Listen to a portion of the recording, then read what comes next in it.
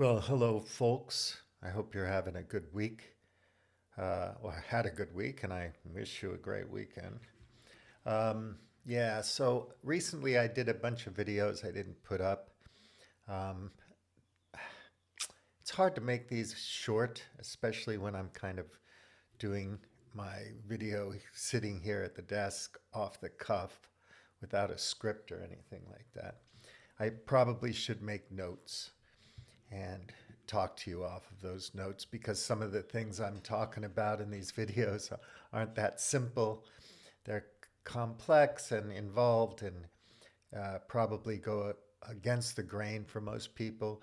You might call it heterodox, although I don't think so. But for example, yesterday I was having coffee with a friend and I ran into some other people I know, friends I know at the cafe, and I greeted them and said hello. A man from England in his late 70s and a man from the States in his 60s, mid 60s. And they were talking about the usual stuff, which is, populism and Democrats and Republicans and Donald Trump and whatever. The thing I noticed about the conversation was just how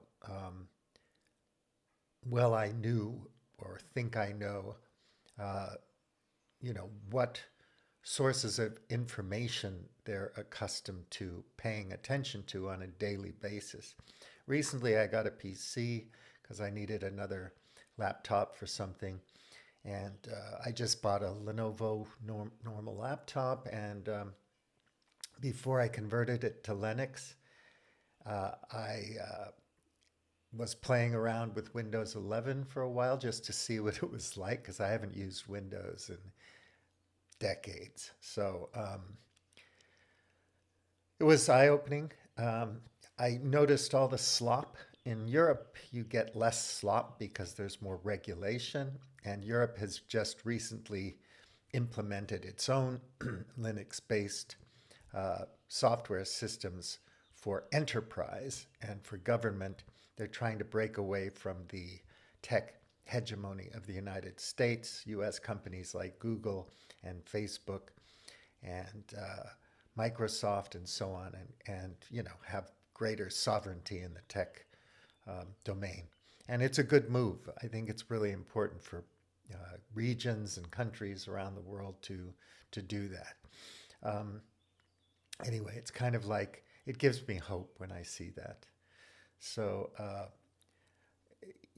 business in the US is so extractive and rent seeking and just aggressive. Um, it's obscene and it's criminal, but people put up with it. That's another thing I wanted to talk about is why people put up with it. But anyway, so anyhow, I looked at all this stuff, like they have MSN, they have all these news feeds and things, and I scrolled through those, and they're grotesque. I mean, who cares what Kanye West is doing? We have more important things to worry about and think about and do than keep up with all these celebrities and whatnot. There's just so much garbage, so much advertising, push advertising, propaganda, nonsense, lies. Keeping up with the US government is like keeping up with a loony bin. These people are venal, they're careerists, they're uh, full of shit. They flip flop. You look at Vance talking about, you know, Lebanon not being linked to the war in Iran. You have to be very, very ignorant to believe that. And most people are because they pay attention to this shit on their PCs. Um, most of the mainstream or corporate media is just nonsense. It's just marketing. It's there to turn you into a product. And I could go on and on. Much has been written by people like me about these types of things. But anyway, I noticed my friends parroting this stuff. It's, I wanted to say to them, we, I saw that on my, when I was looking at what you're thinking and saying when I was looking at Windows 11. You might want to change your sources of information a bit or read some books, some nonfiction books before bed, and educate yourself, because what you're parroting is nonsense and fairly useless. And you hear it every election cycle, people talking about the midterms and this and that. Nothing really changes. It's just madness. And we're all programmed, conditioned to parrot this stuff. And we think we're smart. We think we're well informed. People are smart. It doesn't matter what your educational background is. Human beings are pretty smart.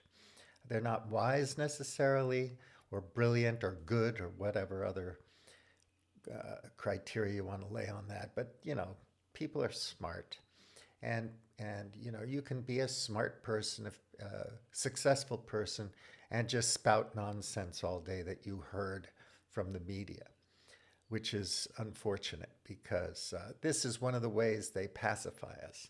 I wrote a piece on Substack about pacification. You can look at it in so many other ways than I focused on in that piece, but anyway. That's part of the Capitalist Cabinet of Curiosities that I'm doing. And basically, that project is just to suggest to people, it's a curation project, basically, that there are many ways to look at this, the structures and systems that we're accustomed to living with and living under and believing in. And, if you can make the time to look at them in different ways, you'll have a better understanding of what's going on, and you'll have greater agency. So that got me thinking about things, and it's such a pernicious and destructive thing. This The information feeds that are pushed at us constantly. And we really don't learn anything. We don't grow, we don't learn anything by paying attention to them. It's a truism that whatever you pay attention to is going to influence your worldview and what you think, what you're thinking in the moment, and how you behave and all that kind of stuff.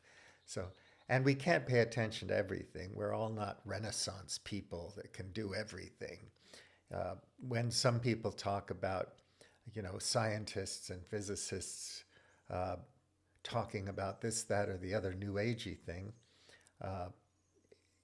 it's not necessarily the consensus of scientific expertise that these stories abide, because they're just stories. If one wanted to learn about the science or the physics, there are plenty of sources out there. Sean Carroll, he's a popular science educator and influencer and celebrity. He's a great guy. You can learn a lot from reading his books and listening to his podcast, for example. There are many others. And there are so many ways to get an education. If you need to learn more about mathematics or geometry or geology or soil science or biology or anything, right? But most people just listen to stories. If the stories seem tribally correct and salient, they will adopt these stories and believe in them and think they know something. They'll mistake believing a story with some kind of deep knowledge or understanding of a domain or subject, and it isn't. What you're doing is saying, I like that story. I think I'll believe that. And I'm not judging people. I mean, it's okay to believe in stories, I guess, but it's what people do. I just suggest to people through these projects that they look at things in other ways and admit that they probably don't know that much about a domain or a subject. And perhaps if they did make an effort of learning about it from people who have spent their lifetime in that domain in a serious, sincere fashion, they would be better off, and it would improve their ability to make choices with conviction that matter, and influence their lives and their community and the world in positive ways. That kind of thing. So I'm frustrated. The other thing I was thinking about was that all of the good people on the tubes and the platforms, uh, I primarily look at things in English because I'm an American citizen, even though I've been an expat for decades. Um, I'm still an American, so I tend to look at that a lot. Anyway, these people are good people. They do good work. They're sincere. They're honest. There's so many of them. I won't shout out to anybody at the moment, but anyhow, they know what's what, and knowing what's what is a wonderful thing, especially if you've done some reading in a domain and understand it at least cursorily or to a certain degree, not necessarily superficially. I mean, you know what a thing is. You know, if somebody brings up uh, a subject or certain vocabulary, you're familiar with it. You understand what it's talking about, even if you don't understand the domain or subject really deeply or expertly. It doesn't matter. You know about it. You've read a few books on it, you've read a bunch of articles or papers or paid attention to some educators in that domain, and you have a good understanding of stuff. So that's great. That gives you a foundation, almost an a priori understanding of a domain and how various domains might be integrated or fit together or influence one another, and so on. So they're great to do that work, and I appreciate them, and I've learned a lot from them. Writers on Substack, independent journalists, historians, all kinds of people, um, scientists from many domains and whatnot. And I'm talking about the popularizers, the ones that most people who are delving into something uh, will encounter because of the algorithms and whatever. Uh, Not necessarily because they're doing scholarly research in a thing, so they have to find the experts that are cited and well known in the domain by fellow scholars in that field and so on. So um, you want to have that understanding, and if you don't, you're kind of in trouble, and you should admit you don't know anything about it, that you uh, appreciate this story. You're in this community, in this tribe. They tell these stories. That's what you like. That's what you know. And not worry too much if you don't care about understanding something. Yeah, well, so you know what's what, and that's great. That's a first step. You know what's what. But the thing that people are missing, the crux of the biscuit, the magma of the predicament, as it were, is what we're going to do about it. Um, uh, how do we foment change? How do we create radical change? And how do we become revolutionaries, basically? Because a critical mass of people worldwide are going to have to become revolutionaries if we're going to mitigate the most horrific and destructive uh, outcomes of our predicament, the polycrisis, the metacrisis. Overshoot, collapse, limits to growth, all these kinds of things. The problems with extractive, uh, modern, uh, techno industrial, financialized, globalized, neoliberal, uh, forever wars capitalism. I'm not talking about necessarily that communism is good or socialism is good or any of that. I think we have to come up with something very, very new and radically different. Again, uh, people I follow, like I will shout out Tom Murphy, Do the Math, uh, Eric Michaels, who talks about predicaments and technology and so on. Problems, predicaments, and technology on Substack. Eric Lee, who's a little bit out there, but he talks a lot about K in our species. There are these people who have done a lot of work, actually. They're no slouch. They're not slouches. They're not weirdos. They're not conspiracy people. They've done a lot of work over 20 years or more on these subjects and have quite a decent knowledge and interesting way of educating and teaching people about these things. But they tend to focus on the predicament, nothing we can do about it. So, how do we prepare ourselves mentally, spiritually, perhaps prep a little bit for the inevitable downfall of the human species or whatever. I'm not being fair to these people because their positions are much more nuanced than that. I encourage you to read their stuff, but they tend to have that kind of prognosis.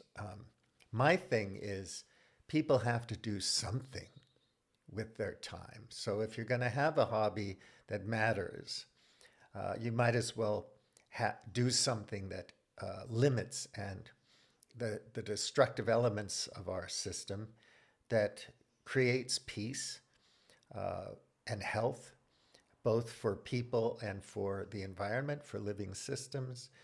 Do something positive, more than hopes and thoughts and prayers and all that kind of stuff, believing stories. You have to be more active than that. I think it's exciting, fun, good for you and your community and your family and friends. If you do it in the right way, it's not simple, it's complex. It requires some work and sacrifice, but it's like anything. I just created a new system for me, for my body and mind and workflow and all that kind of stuff. And I outlined it and I made alarms and stuff so I could stick to it, be consistent. I'm going to see how well that works for me. Maybe in a couple of months, I'll get back to you on that. If it's working out pretty good, I'll share it with you. But I used all the tools at my disposal. I didn't sign up for anything. I did my own research, came up with something that's customized for me that only I would know is good for me. But I consulted some healthcare people, my trainer at the gym, people like that who know about these things, diet, medication. I only take a blood pressure pill, but anyway. Yeah, so you can do that. You can make your own program. You don't have to sign up and give all your data to some Tai Chi walking advertisement on the internet or whatever. Um, it's crazy how everything's monetized and you're the product at the end of the day. It's really, really nuts. Um, our system is criminal, uh, and there's many ways I could go into that, but I won't right now. Um, you know, I just encourage people, especially the good people that I've just mentioned, and the influencers on the internet, on all the platforms and the tubes, to start to produce content about how we're going to, uh, fight this revolution. I'm not talking about, picking up guns. Even in the Middle East, you see that you have to have hybrid, asymmetrical uh, warfare strategies to go up against the most powerful military in the universe of all time, the USA and all that kind of thing. Um, you can't fight force with a weaker force. It doesn't work. You'll lose. Um, people, if they want to change things, you can't go up against the U.S. military to do it. There's many things one can do, and one should do, and there's a lot of literature on this. A lot of people have really looked into this for a long time, and there are lots of historical examples that you can look at. So what I want to do over the next few videos is go over a few of these things, and I'll probably write something to put on Substack about it eventually, but I want to finish my capitalist cabinet of curiosities, series because I'm getting busy with the film project now, so I won't have time for blogging. Um, but yeah, I think this is important. I want to encourage my friends to do that. So, as far as the predicament people go, okay, yeah, we're in a predicament, but how bad does it have to get? Uh, is there any way we can make things a little bit better now? And for your children and grandchildren, right? Um, rather than just going to the bar on the Titanic and popping some champagne bottles and dancing and having a gay old time. Most people in the world are not thinking about any of this stuff. Um, the vast majority of people in the world are just thinking about survival from day to day. That's their primary focus and concern. They pay attention to things they have to do to survive. And then wealthier, more fortunate people are just thinking about how to make more money, gain more status, have more nice stuff. I love tech. I love nice stuff. But we're not going to have anything in 15, 20 years if we don't do something about our situation right now. All of it will go away, unfortunately. So your smartwatches and smartphones and your computers and your data centers and your AIs and all this stuff will be unplugged eventually if we don't do something. I believe this is true. I think there's many, many lines of evidence that support it. Uh, there's a solid foundation in this limits to growth space, overshoot space. Um, Not enough people understand it or think about it. And that's because they're paying attention to all this nonsense that I spoke about earlier. And it's sad, Windows 11 environment, even Apple, Mac ecosystems, all that kind of stuff. The most of the information that you're fed there is garbage. I mean, it's terrible. You're not going to learn anything really meaningful or important, anything that's really going to improve your life or your family's life, community's life, or create peace in the world or protect living systems.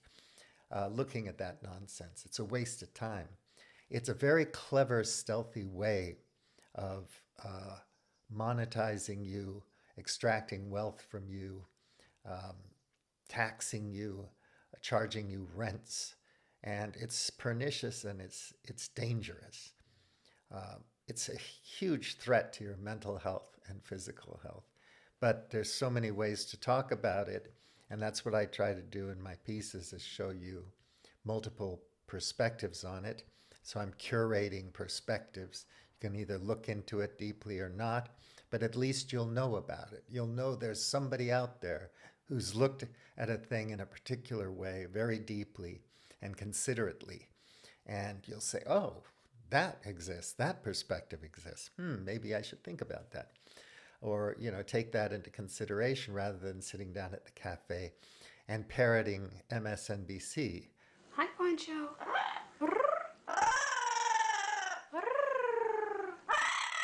Say hello. Hello. Hello. What? You want a cracker? Huh? What do you say? What? Okay. Oh, good bird.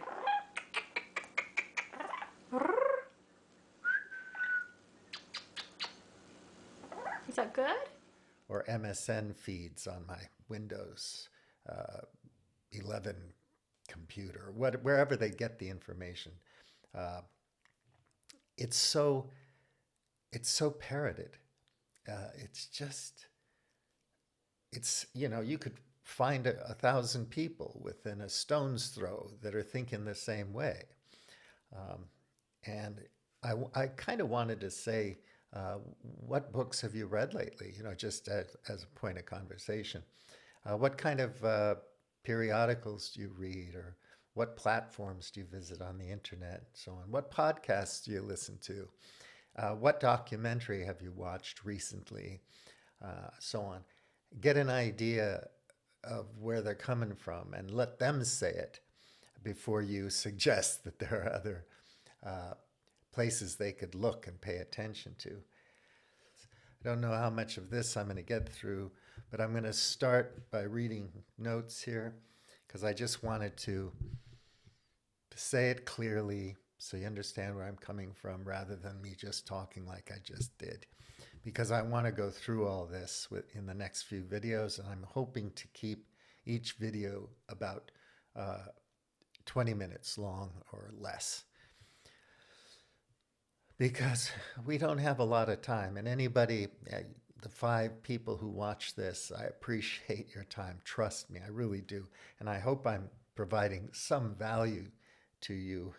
I, I'm sorry I'm not doing something funny, but everything now about all the horrors in the world is becoming internet media slop. You know, you use an AI and you create a funny video about Trump and the Iran war and the economy and all this stuff. And it's all so funny, you know, ha ha, he. And there's nothing funny about what happened in Lebanon yesterday. Whole families being slaughtered. This is not funny. Our situation, our predicament is not funny. And the answer isn't to make it funny and entertaining so we can handle it. We don't need more excuses to ignore the problems that we're facing. We don't need that psychologically to survive another day. Oh, I just need more entertainment. Otherwise, I'll go crazy and I'll get stressed out and become suicidal and God knows what. Uh, no, you don't need to be more entertained. You need to be better informed, which is what I'm advocating and why I curate my pieces the way I do rather than pretend like I'm an expert or a guru, which I am not. So anyway, I wanted to talk about structural and systemic violence, all right? Real quick, because it is a thing. It's not just some postmodern philosophical construct, and you need to know about it. It's very important. And moving on, talking about how to become the best kind of revolutionary to create radical change so that we don't have to suffer as much as we probably will over the next coming years. And I'm talking coming months and years. Things are not going to get better in terms of the kind of growth and the kind of culture and economy that we grew up with, especially baby boomers. And I don't think the young people necessarily have the right stuff to meet the challenges that are coming their way. And I want them to have the kind of agency and independence and freedom of spirit and creativity and desire and compassion and empathy and will to do something with conviction about their situation. The wealthy old people aren't going to help you out. You're not going to get sponsored by Peter Thiel or anything if you want to change the world. You're going to have to buck up, become courageous, and work with people in your community, and also work globally across networks of people and organizations that are doing similar things. Nobody has all the answers. A lot of people have a lot of good projects that you can engage with, and we have to somehow network together and work together. I'm not saying we're going to change the world. Like, we are in a predicament. The problem that we have is not like the plague back in the day in the Middle Ages where 80% of a population would die. And that resets everything immediately. Suddenly, debt forgiveness, debt jubilee just happens over the course of weeks because everybody's dead. No more farmers, no more nobles, no more soldiers, no more priests. Everybody dies. And so it's a big leveler. And that comes from nature. And that's how nature works sometimes. But what we did. We threw a lot of greenhouse gases up into the sky, and we caused the world to heat at an unprecedented rate, very rapidly, over a very short period of time. And the negative effects of this are locked in for thousands of years. They're not going to go away. So we're going to have to be prepared for what's coming. Someday we're all going to know what's coming because it will be here. Circumstances will dictate that we have to change. It will not be because we made choices with conviction. It will be that we just hung around and circumstances said, you got to move north now. You can't grow food here anymore, or whatever. I think it's better that we're more prepared than that. It doesn't hurt. It's fun. It's exciting to work with people. It's social. It's pro-social. It's practical utopianism or whatever. But anyway, that's the reason I'm on about this. And that's the reason I'm frustrated with so many influencers and content producers everywhere. We really have to get busy with the revolution, people. We have to. I'm sorry. And we have to do that if only to stop the killing and to preserve what we have. Are we going to kill the Amazon jungle completely so we can have cheeseburgers or whatever? Or are we going to stop and preserve what's left of forests and ecosystems that have been destroyed? Remember, life begets life. Life depends on life. The only thing in the thermodynamic world of entropy and so on that's kind of, in a broad sense, regenerative are these living systems. They're still using more and more energy. That's what we do. But if you look into it, life's a pretty amazing thing. And we evolved here on this planet. We're not going to go to Mars. Another thing that really stands out with me when I look at these sci-fi things like For All Mankind and so on is these people on Mars, they're living in sterile environments, even if they are growing some kale up there in a greenhouse. The actual web of life on Mars, if you're living up there in that TV show, is sterile. You know, what's happening to your gut microbiome and your brain microbiome? What's happening living in a stale environment for years with no life? You know, how do you terraform a planet and create these complex living systems that evolved over hundreds of millions of years? Are you kidding me? It's a joke. You will not survive in a sterile environment. You know, it's like, it's a machine. We live inside a machine. Unless you're thinking the fantasy of uploading your consciousness onto a silicon chip or something, whatever. That's silly and stupid. It'll never happen. But anyway, we need complex living systems, a lot of life, you know, interwoven protein forms, carbon life forms to have what we have and to be human beings. So it's a joke. You're going to be in a spaceship, a totally sterile environment for years and years and years. I don't think life works that way. I don't think our bodies work that way, or our minds work that way, or consciousness doesn't work that way, spirit doesn't work that way. Without all of this beautiful nature, we're nothing. We're dead. So I think of it that way. It's very important. So I'm talking about systemic violence.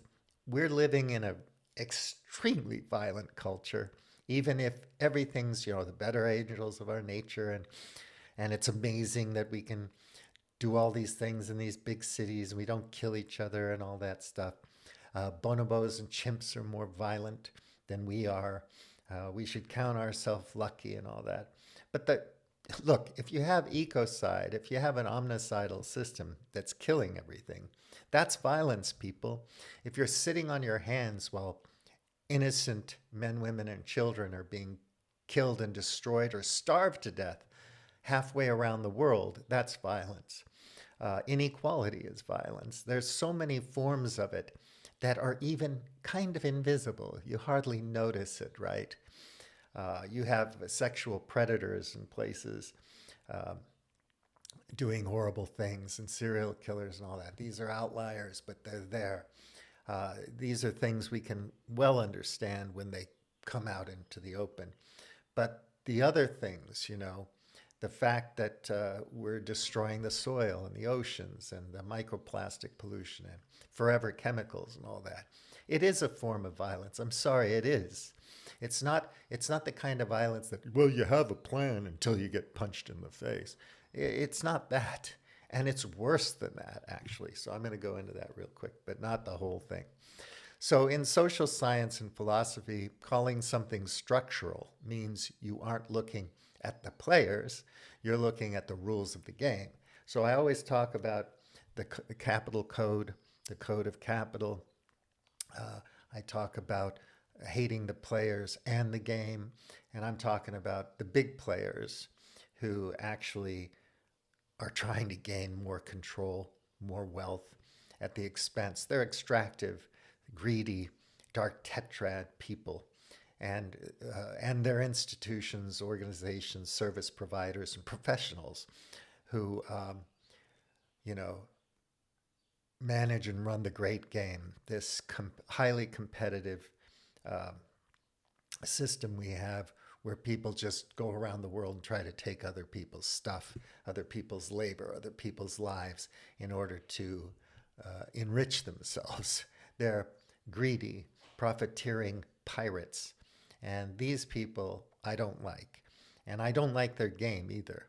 So, but in this case, I'm saying, you're looking at the players, you're looking at the rules of the game. So the structural, systemic aspect of things. If an individual makes a bad choice, that's an agency problem. Maybe they don't have the right education. Perhaps they don't understand what they're talking about. They can't see it, like I spoke about earlier. And it's hard to have agency and free will and make good choices and be creative in a positive way if you have that. But if millions of people are making the same bad choice, like everybody's getting obese and we need Ozempic to become skinny again, why do we want drugs? So we have to import drugs from other countries where they're grown and processed so that we can have fun on Wall Street or whatever.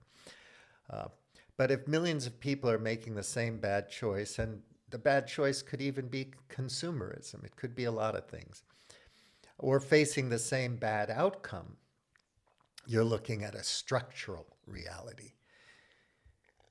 It's the invisible architecture, the laws, economic systems, and social norms that channels people towards specific results, regardless of their personal intent. So you have all these nice people, their daughter won American Idol, they're proud of their children, they're proud of what they've accomplished.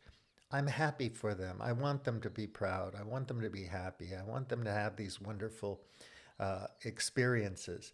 Individuals are not necessarily bad, and even communities of people aren't bad. But sometimes they fall into a bad structure and they don't even know what kind of havoc they're causing. So I'm not saying it's your fault that the war happened and Donald Trump's the king now, but it is in a way. We have to accept a certain amount of responsibility for these things because we have the ability, the capacity, and the resources to make better choices. They're there. And if we wanted to change things, we could actually, but we don't. We just sit back and hopefully we get paid and then we can buy cool stuff or whatever. That's simplistic. It's obviously more nuanced and complex than that, but you get my drift. So structural socioeconomics. And in socioeconomics, structural refers to the built-in features of an economy that creates persistent patterns, such as wealth inequality or unemployment. These are just two simple examples. There's so much more. It's not about one person being lazy or one boss being mean. It's about how the system is wired. So we have all these wonderful tropes and TV shows and comedy shows and whatnot, but it's much more serious than that. And the system is structured and engineered in a certain way. Um, so, structural unemployment, for example, occurs when there is a permanent mismatch between worker skills and jobs available, e.g., automation replacing factory jobs. No amount of trying harder fixes this for the worker. The structure of the economy has shifted. Uh, the gig economy, Amazon workers, so many examples. And we're disempowered because we don't have unions anymore that are powerful.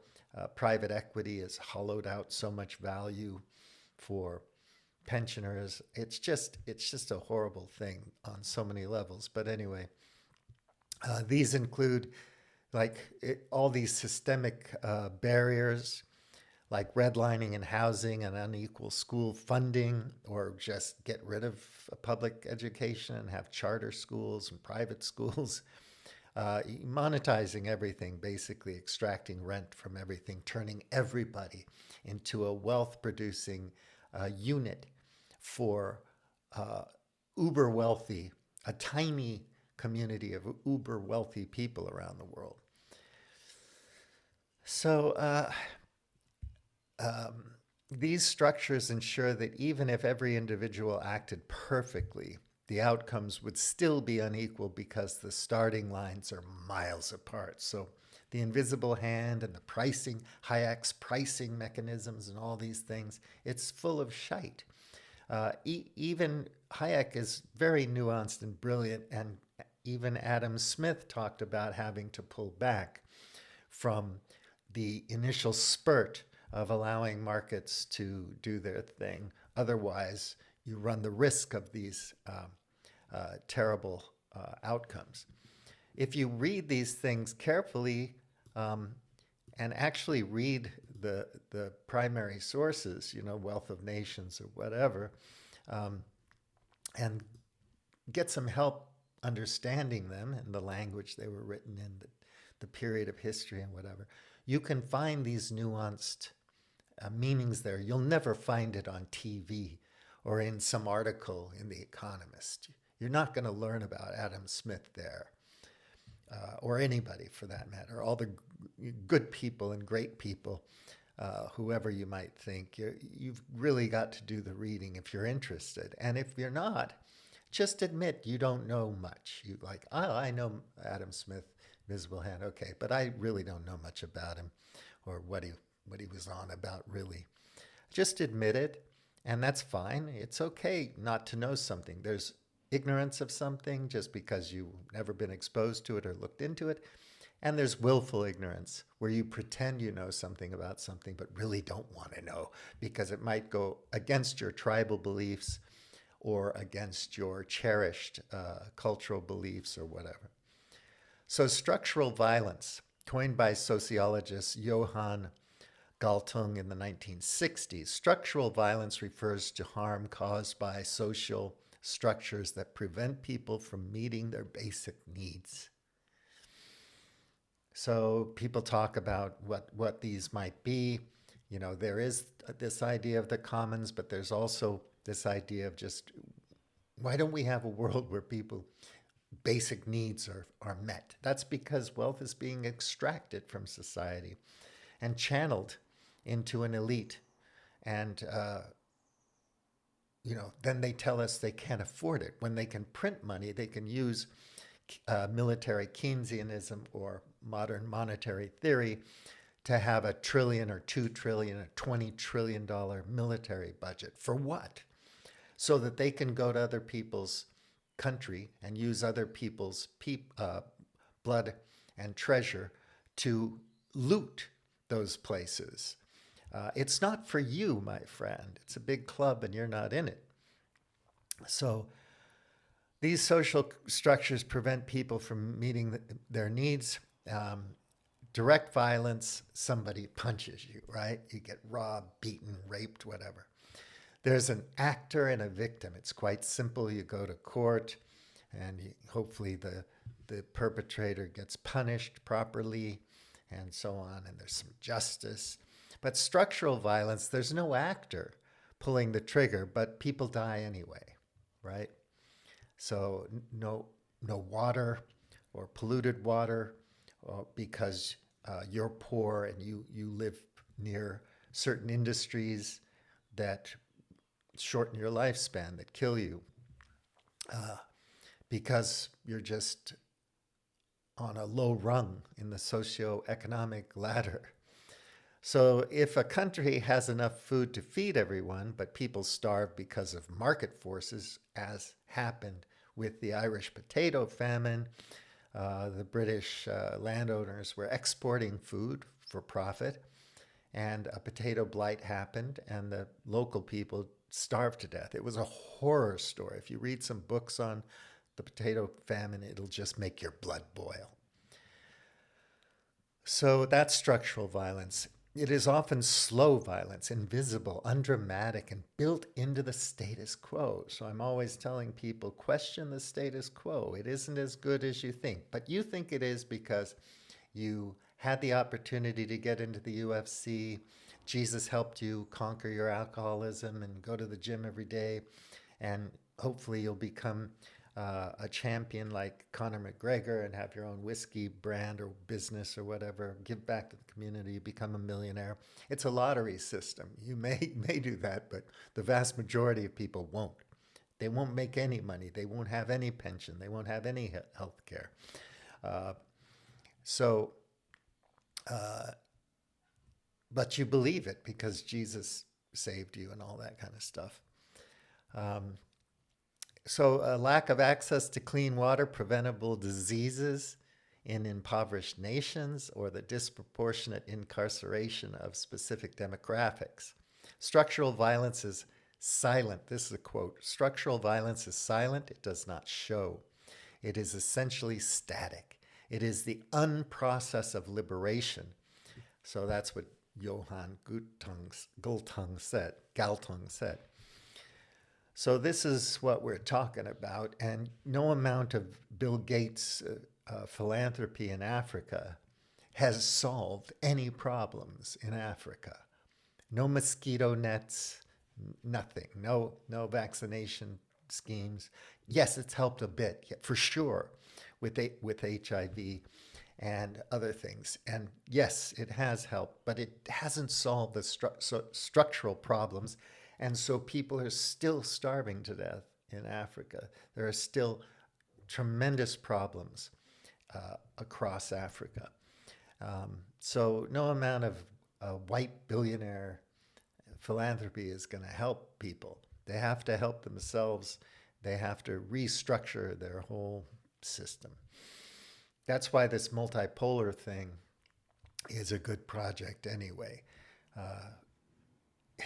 But some other time I'll get into that. So another thing that's extremely important is this thing known as structural ecocide, and I always talk about that. Ecocide is mass destruction of ecosystems, living systems. When we call it structural, we're arguing that the environmental destruction isn't just the result of a few bad people, some bad corporations or whatever, the oil companies, or people forgetting to recycle, right? You misbehave, you know. You should have your bag when you go shopping, and you should be a vegan, and it's all your fault. That's a very clever way of making you believe that you caused the problem when it's structural. And you have to look at the players that structure the game that way. So systemic dependency, structural ecocide suggests that our current global economic model based on infinite growth on a finite planet requires environmental degradation to function. All these fantasies that you're going to be mining asteroids. It's not going to happen. I know you want to believe that because it's fun and seems easy, or there's going to be a new energy source from the ether or from the magma or something, and it's going to provide much more energy. What are we going to do under this system? We'll just use the energy to loot more, to pump wealth to the top and to wreck the planet, extracting more copper and stuff. At the end of the day, you have physics and chemistry and biology to deal with. Nothing can circumvent that. So, legal and economic frameworks. If a corporation is legally mandated to prioritize shareholder profit above all else, the structure of the law encourages them to externalize costs like pollution onto the environment. And there are many, many ways of doing that. So, a global food system, for example, that requires clearing rainforests for cattle ranching isn't a mistake. It is a structural outcome of how global meat demand and land rights are currently organized. Demand. Why do Americans demand drugs? What structural things are going on in the US culture that makes people into drug addicts? You have to ask that question. That has to be part of the solution, right? Why are you sick? Why do you need these drugs? If everyone was healthy in the United States and didn't need to take illicit drugs, they wouldn't be imported. There would be no producers. It would just dry up. That business would go away. All these drug wars in Mexico would just end. It's not that simple, but think about that. I'm essentially exploring the philosophy of systemic change. I'm reading my notes. We need to move from knowing what's what, structural problems. Oh, I know the problem. All these people are such experts of going on talking about what's happening in Ukraine and why, and what's happening in Iran and why. And they all just keep talking about the problem and why the problem's there, and nobody's talking about doing anything about it, right? They're just so excited to know what's what. And then the audience is excited. Click like. I know what's what now, but I'm not going to do anything about it. So I always ask these, so we need to move from knowing what's what, structural problems, to how, transformation, real radical change. So I've always said in my videos and writings for 20 years, what do you want? Why do you want it? How are you going to get it? That's a simple version of it, right? But you have to think about these things. What do you want? I mean, what's better? Think about it, imagine it, create it. And why do you think that's better? Why do you want that as opposed to the status quo or something else? Really, really work through it. Understand yourself. Have a well-examined life in your community, and then figure out how you're going to get that. If it's achievable, figure out how you're going to achieve those outcomes and work with people to achieve it, because you can't do anything alone, even though I created my new fitness program and health program by myself. No, I didn't. The information's out there. I just tapped into it and customized it for me, for my needs. Systemic change philosophy posits that you cannot solve a problem by using the same logic that created it, right? You've heard quotes like that from the famous people. That's the definition of insanity, right? Making the same mistakes over and over again. And sometimes working within the system, within the status quo, is not up to the task of changing it. It might be part of the revolution, working within, but it's not going to be effective. It's not going to actually, you need a lot more, and I'll go into that in future videos. But to change a system, you have to look deeper than just the visible events. So next time, because it's 54 minutes now, next time I'm going to start by talking about a few things that everyone should know, but probably a lot of people don't know, like the iceberg model and Donella Meadows' leverage points. She's a systems person, systems thinking, which is one of the best books I've read and everyone should read. The challenge of path dependency, theories of change, top down versus bottom up, and so on. And I'll talk more about Eric Michaels and Tom Murphy and what they mean by predicaments. And we are in a predicament.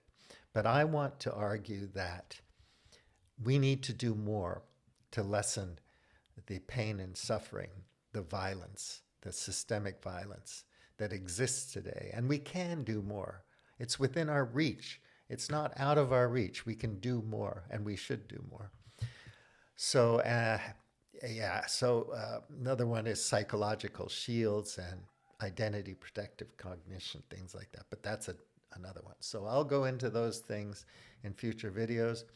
I want to thank you again for watching. If you learned something from this video at all, or it inspired you to look into things at all, or you enjoyed your time with me at all, please click like. It's not a big ask, I don't think. And share it if you want to on your social media feeds. I'm not doing this to become a big shot. I don't want to be a guru, but I just want to help. And if this helps in any way, in any special way, please do like and share. It'll help bring more people to this kind of content and to this focus that I have, which is on radical change. And if you're not interested, that's fine too. But I appreciate you for spending time with me. So take good care. Bully MT, out.